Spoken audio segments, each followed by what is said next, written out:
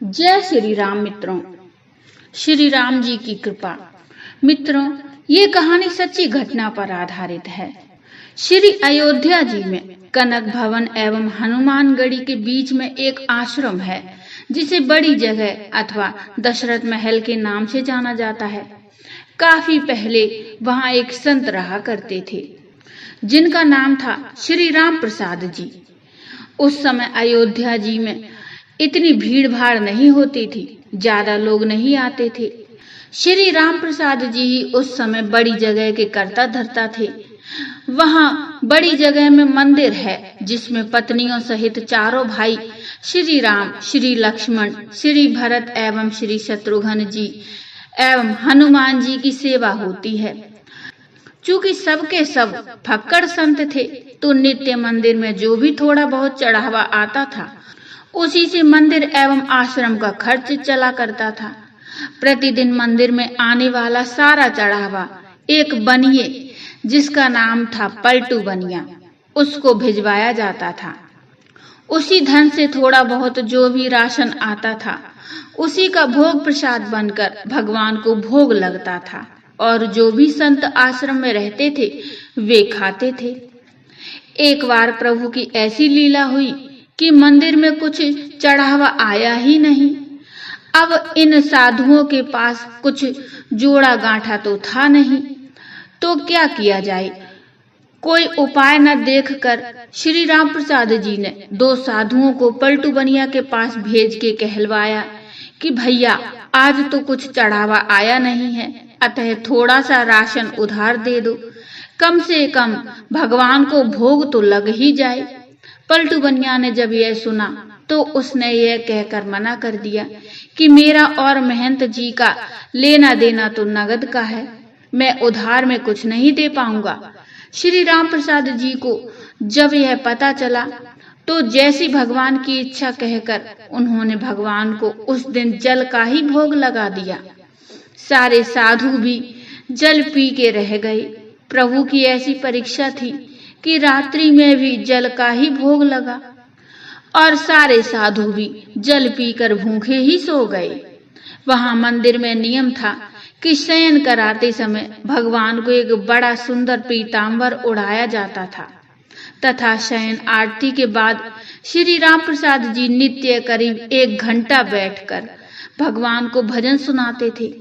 पूरे दिन के भूखे राम प्रसाद जी बैठे भजन गाते रहे और नियम पूरा करके सोने चले गए। धीरे धीरे करके रात बीतने लगी। करीब आधी रात को पलटू बनिया के घर का दरवाजा किसी ने खटखटाया। वो बनिया घबरा गया कि इतनी रात को कौन आ गया। जब आवाज सुनी तो पता चला कुछ बच्चे दरवाजे पर शोर मचा रहे हैं। अरे पलटू, पलटू सेठ, अरे दरवाजा खोल। उसने हड़बड़ाकर खींचते हुए दरवाजा खोला। सोचा कि जरूर ये बच्चे शरारत कर रहे होंगे, अभी इनकी अच्छे से डांट लगाऊंगा। जब उसने दरवाजा खोला तो देखता है कि 4 लड़के जिनकी अवस्था 12 वर्ष से भी कम की होगी एक पीतांबर ओढ़कर खड़े हैं। वे चारों लड़के एक ही पीतांबर ओढ़े थे। उनकी छवि इतनी मोहक, ऐसी लुभावनी थी कि ना चाहते हुए भी पलटू का सारा क्रोध प्रेम में परिवर्तित हो गया और वह आश्चर्य से पूछने लगा, बच्चों तुम हो कौन और इतनी रात को क्यों शोर मचा रहे हो। बिना कुछ कहे बच्चे घर में घुस आए और बोले, हमें राम प्रसाद बाबा ने भेजा है। ये जो पीतांबर हम ओढ़े हैं इसका कोना खोलो, इसमें 1600 रुपए हैं, निकालो और गिनो। ये वो समय था जब आना और पैसा चलता था। 1600 उस समय बहुत बड़ी रकम हुआ करती थी। जल्दी जल्दी पलटू ने उस पीतांबर का कोना खोला तो उसमें सचमुच चांदी के 1600 सिक्के निकले। प्रश्न भरी दृष्टि से पलटू बनिया उन बच्चों को देखने लगा। तब बच्चों ने कहा, इन पैसों का राशन कल सुबह आश्रम भिजवा देना। अब पलटू बनिया को थोड़ी शर्म आई। हाय, आज मैंने राशन नहीं दिया, लगता है महंत जी नाराज हो गए, इसलिए रात में ही इतने सारे पैसे भिजवा दिए। पश्चाताप, संकोच और प्रेम के साथ उसने हाथ जोड़कर कहा, बच्चों, मेरी पूरी दुकान भी उठाकर मैं महंत जी को दे दूंगा, तो भी ये पैसे ज्यादा ही बैठेंगे। इतने मूल्य का सामान देते देते तो मुझे पता नहीं कितना समय लग जाएगा। बच्चों ने कहा, ठीक है, आप एक साथ मत दीजिए, थोड़ा थोड़ा करके अब से नित्य ही सुबह सुबह आश्रम भिजवा दीजिएगा। आज के बाद कभी भी राशन के लिए मना मत कीजिएगा। पलटू बनिया तो मारे शर्म के जमीन में गड़ा जा रहा था। वो फिर हाथ जोड़कर बोला, जैसी महंत जी की आज्ञा। इतना कह सुन के वो बच्चे चले गए, लेकिन जाते जाते पलटू बनिया का मन भी ले गए।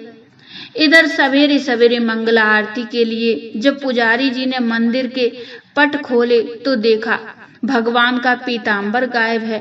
उन्होंने ये बात राम प्रसाद जी को बताई और सबको लगा कि कोई रात में पीताम्बर चुरा ले गया।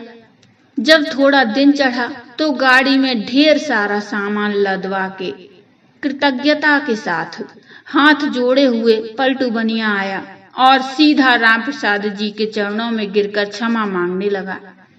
राम प्रसाद जी को तो कुछ पता ही नहीं था। वे पूछे, क्या हुआ? अरे, किस बात की माफी मांग रहा है? पर पलटू बनिया उठे ही ना और कहे, महाराज, रात में पैसे भिजवाने की क्या आवश्यकता थी? मैं कान पकड़ता हूँ, आज के बाद कभी भी राशन के लिए मना नहीं करूंगा। और ये रहा आपका पीताम्बर, वो बच्चे मेरे यहाँ ही छोड़ गए थे, बड़े प्यारे बच्चे थे। इतनी रात को बेचारे पैसे लेकर आ भी गए।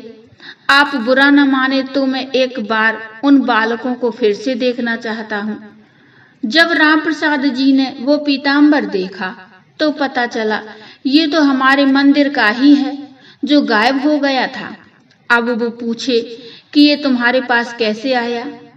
तब उस बनिया ने रात वाली पूरी घटना सुनाई। अब तो राम प्रसाद जी भागे जल्दी से और सीधा मंदिर जाकर भगवान के पैरों में पड़कर रोने लगे।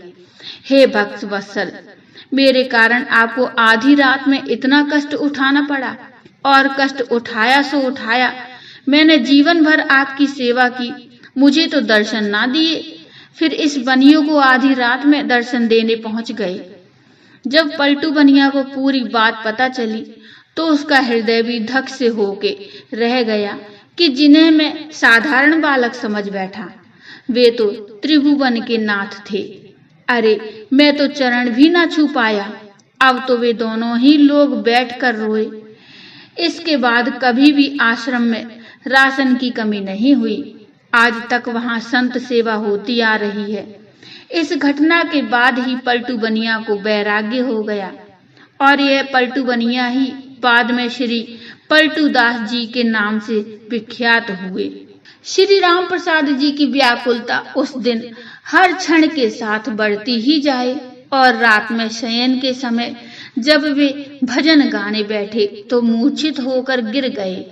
संसार के लिए तो वे मूर्छित थे, किंतु मूर्छावस्था में ही उन्हें पत्नियों सहित चारों भाइयों का दर्शन हुआ और उसी दर्शन में श्री जानकी जी ने उनके आंसू पोंछे और अपनी उंगली से इनके माथे पर बिंदी लगाई, जिसे फिर सदैव इन्होंने अपने मस्तक पर धारण करके रखा।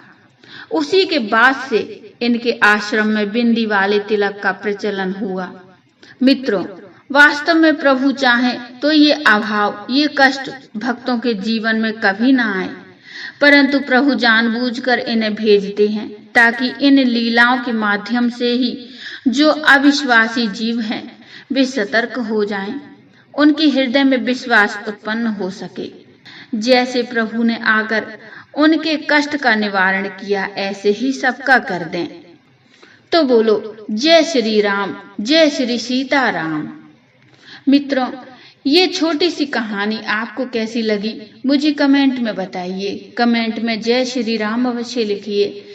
कहानी अच्छी लगी हो तो लाइक करिए और चैनल को सब्सक्राइब कर लीजिए। मिलते हैं एक नई कथा, नया प्रसंग लेकर। तब तक के लिए जय श्री राम।